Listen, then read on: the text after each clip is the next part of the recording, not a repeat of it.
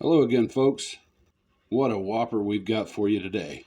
We were able to get a hold of Rich DeBoss from DeBoss Garage, and he said we could do the Shermanator for them. What a coup! As you can probably imagine, this build is going to be enormous. So we're not going to be playing around. I'm going to get the 3D printer fired up and then get started on the truck. The tracks, naturally, are the most complicated part of the build, so we'll start there. The chassis that the Shermanator sits on is that of a Sherman tank, but it's a particular type of Sherman that most folks call the Easy 8. It's just one of those details that you don't want to get wrong. I'll print the hull and tracks in two separate mirrored pieces, then put them together. While the 3D printer is becoming a molten puddle of aluminum and plastic, let's get started on the cab. You might be able to tell that this cab is a bit short. That's okay. We're going to grow it by 50%, then get a bed. For now though, this cab will work great for sizing.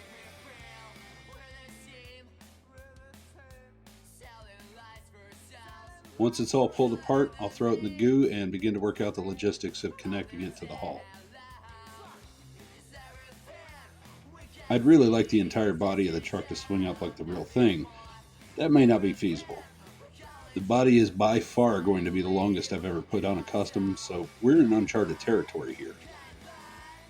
It's a good looking model, but it's about to become more than M2 ever imagined. 2 3D printer fires later, and we've got both tracks and a hull. I'll get them together after some fitment tests and primer, then I'll start on the paint.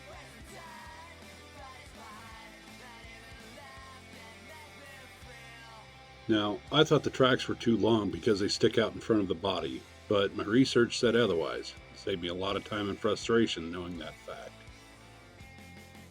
That's starting to look a bit more familiar, but it's still a little out of scale. We want it to be as correct as possible, so I had to go back and resize it because my American brain doesn't seem to understand the metric system. That's okay though, it gives me a chance to study the massively overcomplicated 3D model that Rich sent me. I seriously thought I heard my computer crying after I finally got it downloaded. Regardless, check out the detail, and it's the correct suspension for the Easy 8 chassis. Let me see if I can find a body that'll show you the massive scale of this monster. There we go. Christina worked just fine.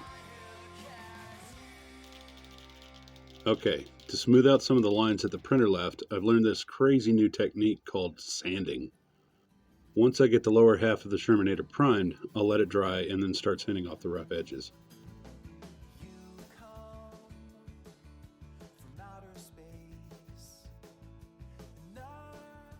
I'll come back to this once it's dry, but I figure it's about time to start on that killer DeBoss Garage livery.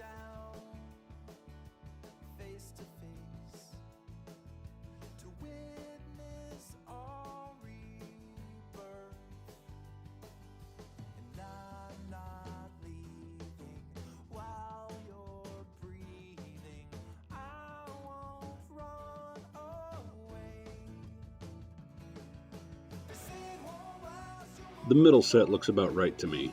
I'll paint match them once I find the correct paint. For now though, sanding. Lots and lots of sanding.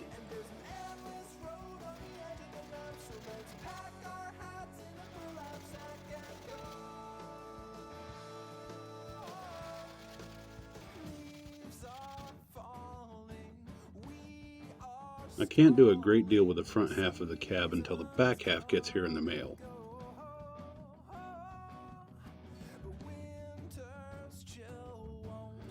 On the cab of the other truck, I'm going to cut the front end off right where the wing vent will be. My thought behind this is that since it's the same casting, I should be able to make a straight cut and line the front and back ends up with very little to no seams. For now though, we're going to chop the back of the front end of the cab out so that the completed interior will fit.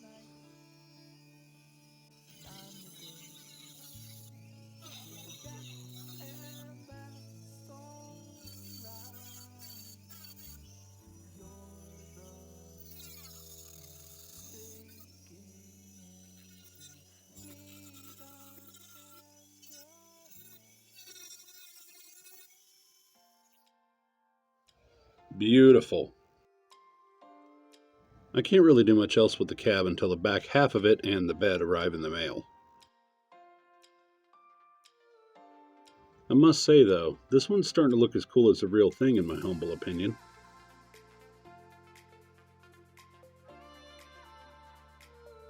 Right now, I'm trying to use my mind's eye to see how far the body will sit off the frame.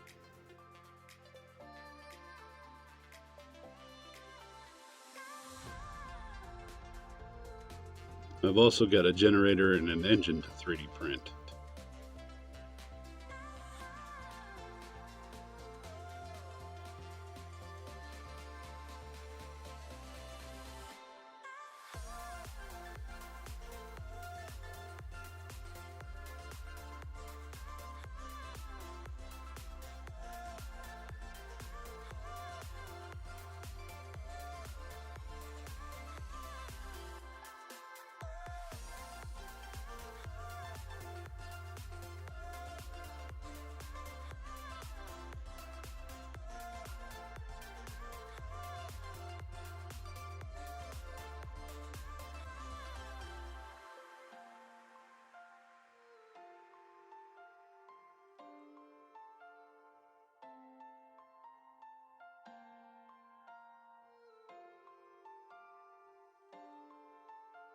I know you all love these Tinkercad sessions.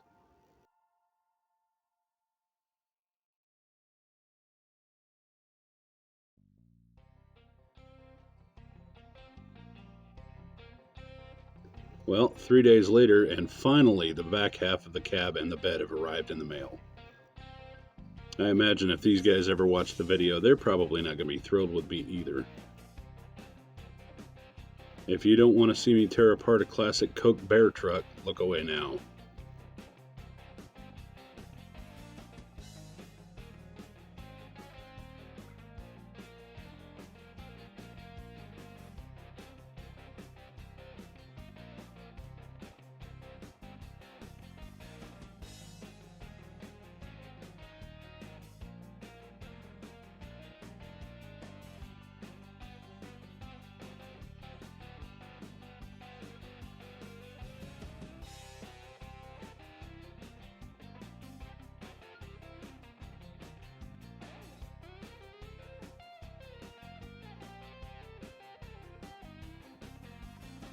Really do like the giant Coke bottle though. Maybe I'll fit it into the shop somewhere.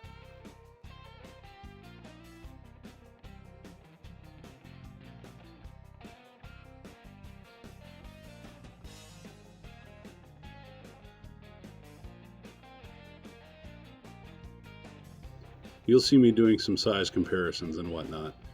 It's all problem solving and spatial reasoning. At least that's what I tell myself.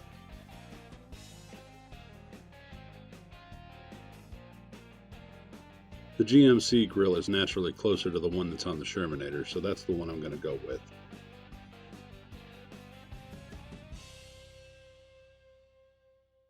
Alright, it's time to start making the back end out of this front end.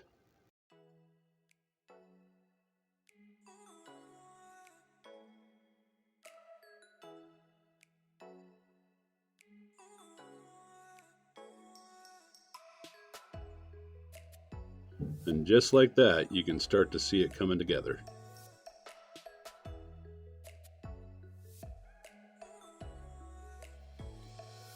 After a bit more grinding to soften the edges, I'll try to figure out the best way to connect the two halves.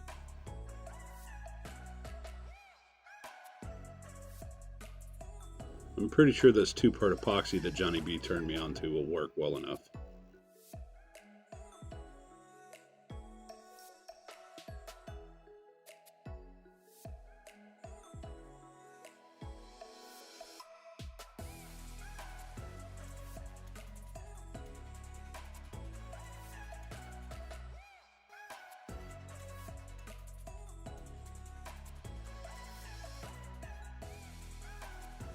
For the hinge, which will be back here, I think I'm going to have to build another 3D print.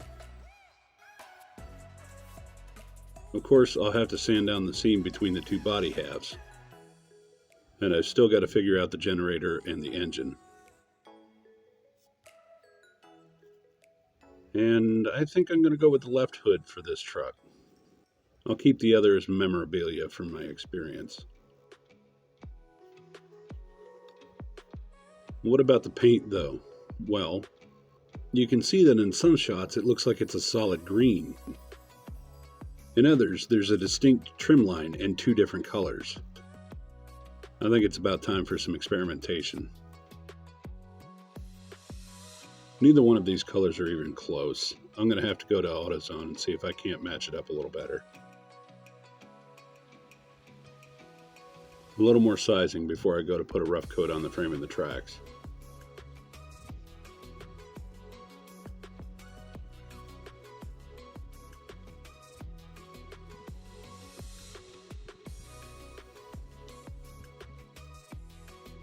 Since most of the frame is a bit crusty, I'm not super concerned with how the first layer goes on. I'm really just doing this to check the visuals.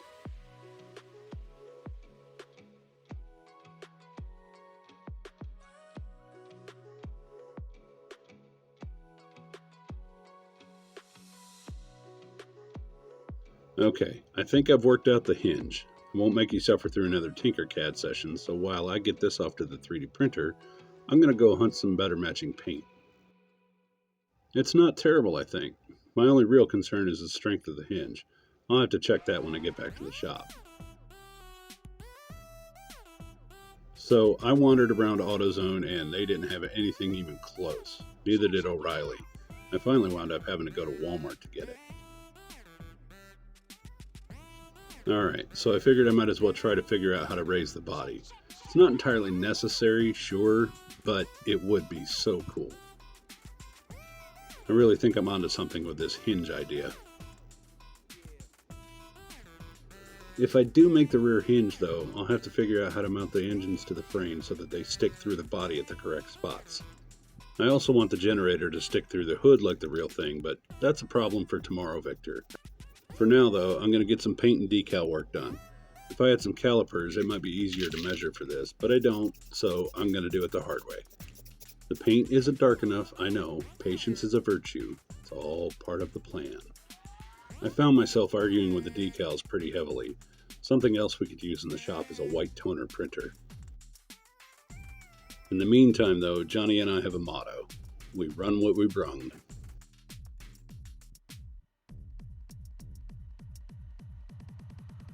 That's just about the perfect size. That at least gives me a basis to size the other decals.